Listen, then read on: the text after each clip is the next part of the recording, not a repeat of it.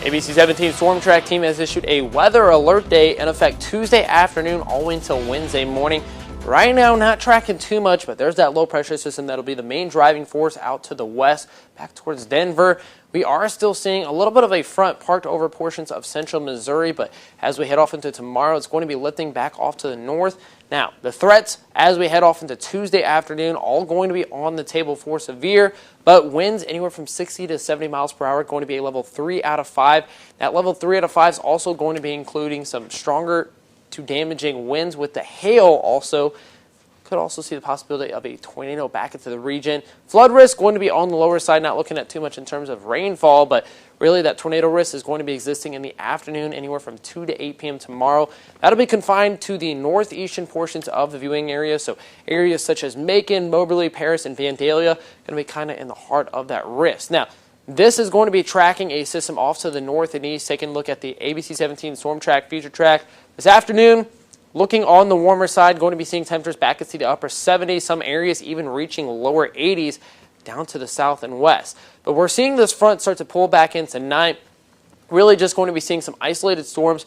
Could see the possibility of some light hail, but still going to see low risk of that as the system kicks out to the north and east, drying back up as we head off into Tuesday morning.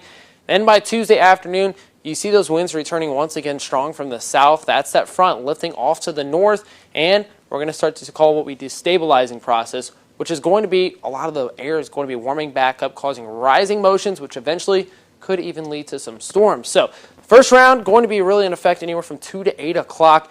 We're going to start to see some small isolated storms beginning off to the northwestern portions of the viewing area. It will continue to push off to the east. So there's that area towards Moberly, Macon, where you're seeing a lot of those cells starting to push back up. Main threat for this system is going to be some larger hail and even the possibility for some tornadoes with these decels. Now, the second round, going to be a little bit more widespread, but the main focus of this is going to be heavy rain and some strong gusts of winds up to 60 miles per hour as the secondary system pulls back off to the east. That's going to be tied to the actual front. So everything Tuesday going to be well out ahead of that system. But we have something called the cap, which is going to be what we have to break to get those storms to really fire up Tuesday afternoon. So typically, this is what the atmosphere will look like. So we'll see a warmer temperature down at the surface. As you go up into the atmosphere, it'll slowly start to cool back down. But when we have a cap in place, this is also going to affect us into the winter times.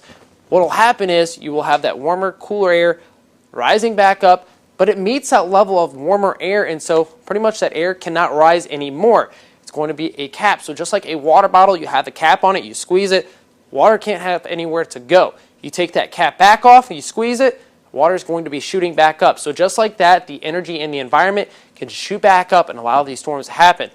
So if we overpass this, that's when we're going to start to see those chances of some stronger to severe storms Tuesday afternoon. But this afternoon, temperatures only going to be reaching back into the upper 70s. Going to see some partly cloudy skies as we go later into the overnight hours. Eventually some light to isolated storms pulling back into central Missouri.